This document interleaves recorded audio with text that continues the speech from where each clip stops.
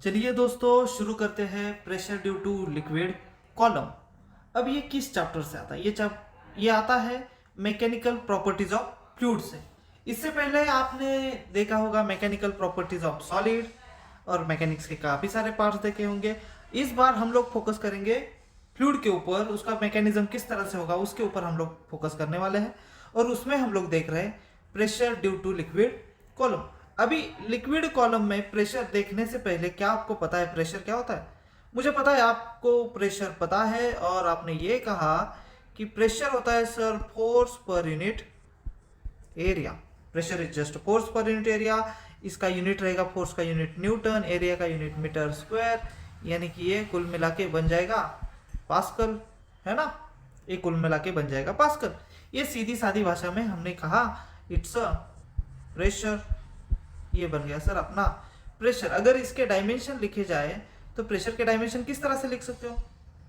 Pressure के dimension ऐसे लिखेंगे sir, pressure is equal to force per unit area. Force के डायमेंशन होते हैं L1 M1 T minus 2 divide by area का होता है L2। तो क्या हो गया आगे? ये हो गया L1 और ये L माइनस 2 हो गया M1 एंड T माइनस 2। तो ये बन गए L minus 1 M1 and T minus 2। ये बन गए डायमेंशन ऑफ प्रेशर। ये बन गया डायमेंशन ऑफ प्रेशर। इतना तो ठीक है, लेकिन क्या ये जो फोर्स हमें दिख रहा है कि इसे हम ऐसे ही ले लें? तो हमने ये सीखा कि प्रेशर जो है पर यूनिट एरिया पे, मान लो इतना एरिया है, इतने एरिया के ऊपर जो प्रेशर लग रहा है, यानी कि इतने एरिया के ऊपर जो भी फोर्स अप्लाई होगा, मान लो ये फोर्स है 10 न्यूटन, एरिया है 1 मीटर स्क्वायर, तो अपना प्रेशर बन जाएगा force per unit area that is 10 divide by 1, that is 10 Newton पर मीटर स्क्वायर। बात तो सही है, इस तरह से हम लोग प्रेशर को निकाल सकते हैं। लेकिन लेकिन लेकिन लेकिन शुरुआत होती है अब। मान लो ये एरिया है उसी तरह से जो कि है 1 मीटर स्क्वायर, और उसके ऊपर मैंने इस तरह से फोर्स लगाया सरफेस से 30 डिग्री, जो कि है 10 न्यूटन। क्या होगा भाई? अब क्या होगा? अब क्या होगा? हमारा प्रेशर, ये तो दिक्कत वाली बात है, ये तो दिक्कत वाली बात है। अब प्रेशर की डेफिनेशन थोड़ी सी बदलने वाली है। देख लो, हम जो प्रेशर असलियत में देखेंगे वो देखेंगे pressure is nothing but force which is perpendicular to the surface per unit area. Force which is perpendicular to the surface per unit area, ये हम देखेंगे। लेकिन यहाँ पे जो फोर्स लगाया है ये तो फोर्स 30 डिग्री पे है, सरफेस से क्या है ये 30 डिग्री पे है। हमें क्या चाहिए? Perpendicular force. तो हम लोग लेंगे इसके कंपोनेंट्स। इसके क्या लेंगे? कंपोनेंट्स। ये वाला जो कंपोनेंट है ये कहलाएगा F cos थीटा, यानी कि एडजेसेंट है। ये कहलाएगा F sin थीटा। ये F cos थीटा जो है वो क्या है? हॉरिजॉन्टल सरफेस के अलोंग है। कैसा? ये सरफेस के अलोंग है। अगर ये सरफेस के अलोंग है तो इसी F cos थीटा को शियर फोर्स भी बोला जाएगा। क्या बोला जाएगा? Shear force. और इसका काम क्या रहेगा? It is responsible to change in a shape. ये क्या करेगा? शेप चेंज करेगा। ये रिस्पॉन्सिबल होगा शेप को चेंज करने के लिए, और प्रेशर को रिप्रेजेंट करने के लिए रिस्पॉन्सिबल होगा अपना F sin थीटा, जो कि F परपेंडिकुलर है। बात समझ में आ रही है? तो हम लोग आगे बढ़ते हैं। आगे बढ़ते हुए हमें ये समझ में आया कि प्रेशर को हमने लिखा फोर्स परपेंडिकुलर पर यूनिट एरिया, जो कि फोर्स परपेंडिकुलर था F sin थीटा पर यूनिट एरिया। इसका ये हुआ कि F जो था वो 10 न्यूटन था और साइन बन गया साइन 30 डिवाइड बाय एरिया है 1, तो ये आ गया 10 और साइन 30 की वैल्यू होती है 1/2। तो हमारा आंसर आ गया 5 न्यूटन पर metre square. This is your pressure, this is your pressure. हमें क्या नहीं करना है, हमें फोर्स की value 10 newton as it is नहीं रखनी है, ये बात समझ लो। फोर्स की value 10 newton as it is नहीं रखनी है, तो उसका नॉर्मल या फिर बोलो परपेंडिकुलर कंपोनेंट लेना है और उसकी वैल्यू पुटअप करनी है, क्योंकि सिर्फ और सिर्फ वही रिस्पॉन्सिबल है किसके लिए, तो प्रेशर के लिए रिस्पॉन्सिबल है, और जो हॉरिजॉन्टल फोर्स लग रहा है वो रिस्पॉन्सिबल है उस ऑब्जेक्ट में या फिर उसकी शेप चेंज करने के लिए रिस्पॉन्सिबल है, उसे हम कहते हैं शेयर फोर्स, और उसी के वजह से बनता है शेयर, और इसके वजह से जो प्रेशर अप्लाई होगा उसे हम शेयर प्रेशर भी कह सकते हैं, लेकिन इट इज आवर आंसर। बात समझ में आ रही है? अब तक तो आपने प्रेशर को सीख लिया, अब देखते हैं कि यही प्रेशर फ्लूइड के ऊपर किस तरह से एक्ट होता है। फ्लूइड के ऊपर, अभी फ्लूइड लेते हैं। फ्लूइड यानी कि क्या, जो चीज फ्लो हो सकती है, the material which can flow, उसे हम कहेंगे फ्लूइड। जो एयर हो गया या फिर ऑक्सीजन या फिर काफी सारे गैसेस हो गए, लिक्विड हो गया है ना, या फिर प्लाज्मा हो गया, ये सारे क्या है, फ्लूइड है। तो देखते हैं कि फ्लूइड के अंदर क्या होता है, कैसे होता है। तो इसके लिए हमने एक ले लिया container,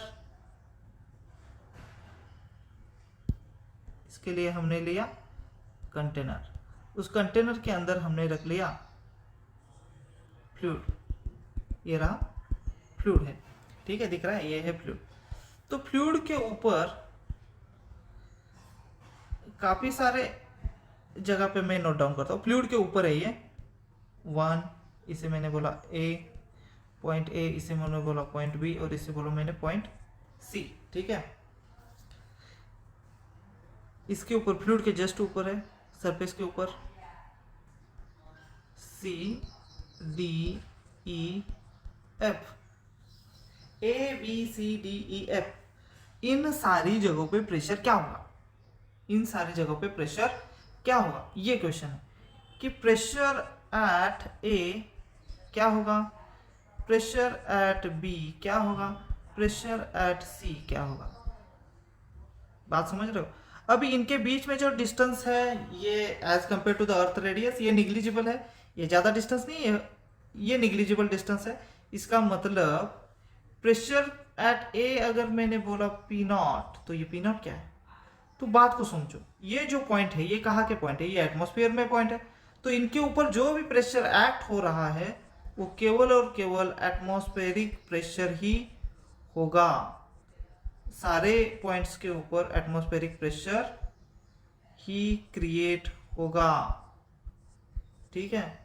pressure at F it is nothing but a P not. तो सर ये एटमॉस्फेरिक प्रेशर है क्या और इसकी वैल्यू कितनी होती है, तो चलो देखते हैं कि एटमॉस्फेरिक प्रेशर है क्या, इसकी वैल्यू होती है P naught is equal to 1.01 into 10⁵, क्या कहेंगे हम लोग इसे, न्यूटन पर मीटर स्क्वायर। और अगर इसे हम 1 मान ले, it's approximately equal to 1 into 10⁵, तो ये बन गया 10⁵ न्यूटन पर मीटर स्क्वायर, और इसी को हम बोलेंगे 1 एटमॉस्फेरिक प्रेशर। बात समझ में आ रही है, ठीक है, इसी को हम बोलेंगे 1 एटमॉस्फेरिक प्रेशर। लेकिन फिर से एक सवाल पैदा होगा कि मान लो ये जो डिस्टेंस है इनके बीच का इतना ज्यादा छोटा नहीं है, तो ये काफी ज्यादा है, यानी कि हम लोग इसे मेजर कर सकते हैं। अगर ऐसा है तो क्या ये प्रेशर सेम ही रहेगा, क्या ये प्रेशर सेम ही रहेगा, तो चलो देखते हैं, या कुछ बदलाव होगा प्रेशर में, प्रेशर में कुछ बदलाव होगा या प्रेशर सेम ही रहेगा, देखते हैं। चलो देखो, अभी हमने ये देखा था कि एटमॉस्फेरिक प्रेशर सेम रहता है, लेकिन अगर ये सारे पॉइंट्स एक ही हाइट पे हो, सेम हाइट पे हो, अगर इनकी हाइट सेम हो तो इनके ऊपर लगने वाला जो प्रेशर है वो हमेशा ही सेम रहेगा, यानी कि pressure at A is equal to pressure at B is equal to pressure at C. बात समझ में आ रही है? सेम हाइट पे सेम प्रेशर होगा, इसे हम लिख लेते हैं, सेम हाइट पे सेम प्रेशर रहेगा।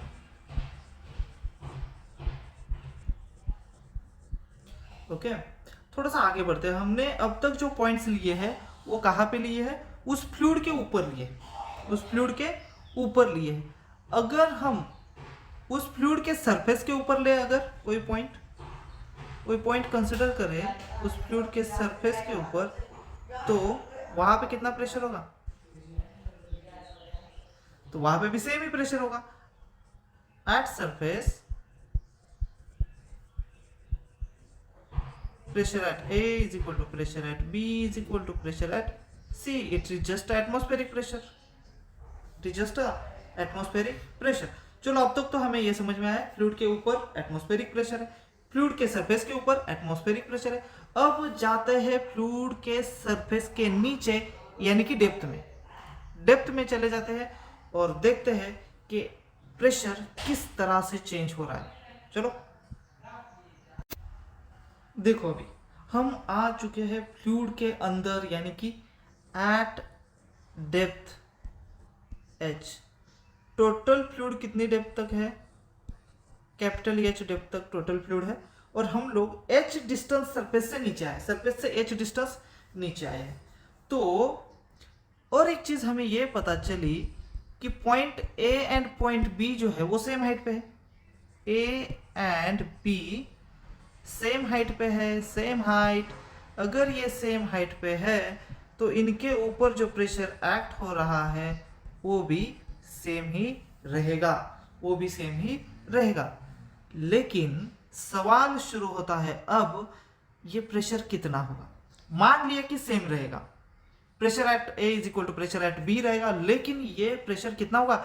एटमॉस्फेरिक प्रेशर के इक्वल, या कुछ और बदलाव इसमें आएंगे? देखें, चलो देखते हैं। तो प्रेशर को शुरुआत से शुरू करते हैं कि प्रेशर जो है फोर्स पर यूनिट एरिया है, perpendicular force per unit area. तो इस बार इस पॉइंट के ऊपर इनडायरेक्टली पी नॉट तो एक्ट कर ही रहा है। पी नॉट यानी कि क्या? एटमॉस्फेरिक एक्ट कर ही रहा है इनडायरेक्टली, यानी कि इसके ऊपर एटमॉस्फेरिक प्रेशर होगा ही होगा, इसके ऊपर एटमॉस्फेरिक प्रेशर होगा ही होगा।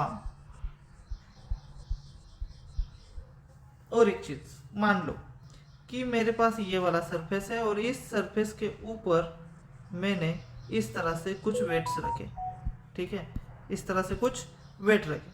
मान लो ये इन वेट के वजह से इसके ऊपर जो फोर्स बन रहा है वो 10 न्यूटन बन रहा है, और ये सरफेस जो था वो 2 मीटर स्क्वायर था। ओके, तो इस बार प्रेशर बन गया फोर्स पर यूनिट एरिया, ये बन गया 10/2, it is nothing but 5 newton पर मीटर स्क्वायर। बात समझ में आ रही है? इसका मतलब क्या कि इसके ऊपर जो वेट रखा है इनके वजह से फोर्स अप्लाई हुआ, इनके वजह से फोर्स अप्लाई हुआ। क्या इन वेट के पास मास है? हाँ मास है, मुझे पता है इन वेट्स के पास मास है। तो इस मास के वजह से फोर्स अप्लाई हुआ, इस मास के वजह से ग्रेविटी ने इन्हें नीचे खींचा, इन मास को ग्रेविटी ने नीचे खींचा, और इन दोनों के कॉम्बिनेशन से बना, इन दोनों के कॉम्बिनेशन से बना क्या? वेट।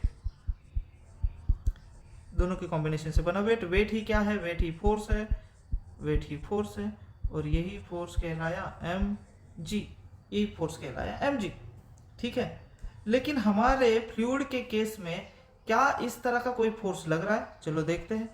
हमारा फ्लूइड था इस तरह से, और यहाँ पे था हमारा पॉइंट, यहाँ पे हम लोग देख रहे, क्या इसके ऊपर, क्या इसके ऊपर फ्लूइड है? हाँ। क्या इस फ्लूइड के पास मास होगा? मास होगा, हाँ जरूर होगा मास। क्या अगर किसी चीज के पास मास है तो उस मास को ग्रेविटी ऑलवेज नीचे खींचेगी, ग्रेविटी ऑलवेज नीचे खींचेगी। अगर ग्रेविटी नीचे खींच रही है, एक्सेलरेशन ड्यू टू ग्रेविटी लग रही है, यानी कि यहाँ पे फोर्स बनेगा mass into acceleration due to gravity. तो इस पॉइंट पे प्रेशर एट ए ये बन गया force per unit area, area मान लो ए ही है, तो ये बन गया mg/a। ये बात तो पता है, mg/a, ठीक है। अब मुझे बताओ ये मास कैसे बना है, चलो देखें। अब हमारे पास नया चैलेंज आ गया मास के बारे में। ये फ्लूइड का मास है, फ्लूइड का मास कैसे बना और इसे हम कैसे रिप्रेजेंट करें। तो इसे रिप्रेजेंट करने के लिए आपको पता होना जरूरी है डेंसिटी क्या होता है। तो डेंसिटी होता है रो और ये रहता है मास पर यूनिट वॉल्यूम।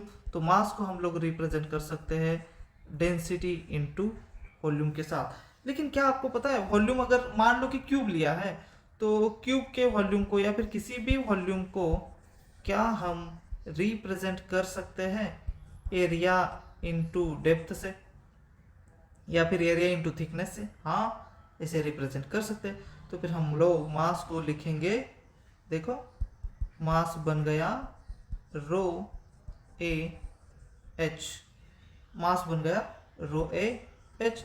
तो फिर से चलो अपने प्रेशर के फॉर्मूला के पास। प्रेशर का फॉर्मूला क्या कहता है, देखो प्रेशर का फॉर्मूला बोल रहा था कि फोर्स परपेंडिकुलर पर यूनिट एरिया, और फोर्स परपेंडिकुलर था mg पर यूनिट एरिया, और m को लिखा था हमने क्या, रो वी जी पर यूनिट एरिया, और v हमारा बन गया यानी कि वॉल्यूम हमारा बन गया area into height into acceleration due to gravity divide by area. Area gets cancel और ये आ गया रो एच जी, यानी कि हम लोग इसे रो जी एच भी लिख सकते हैं। ये बन गया प्रेशर, ये बन गया pressure. It is the pressure due to liquid column, pressure due to liquid column. अब फिर से उसी सवाल के पास चले जाओ, ये ध्यान में रखो। फिर से हम लोग उसी सवाल के पास जाते हैं कि हमारे पास था इतना ज़्यादा लिक्विड, हमारे पास पॉइंट ए था और यहाँ से ऊपर तक जो लिक्विड ने प्रेशर बनाया है वो प्रेशर ये रहा। लिक्विड ने जो प्रेशर बनाया वो प्रेशर ये रहा। लेकिन सिर्फ लिक्विड ही प्रेशर बना रहा है क्या इसके ऊपर? नहीं सर, सिर्फ लिक्विड नहीं प्रेशर बना रहा, फिर एटमॉस्फेयर भी प्रेशर बना रहा है, एटमॉस्फेयर भी प्रेशर बना रहा है। तो नेट प्रेशर एट ए, तो क्या बन गया pressure at A, it is nothing but atmospheric pressure plus pressure due to fluid rho G H. ये आ गया हमारा फाइनल प्रेशर। बात समझ में आ रही है? तो इसके आगे वाला पार्ट जल्दी आएगा, तब तक के लिए बने रहिए। Thank you very much.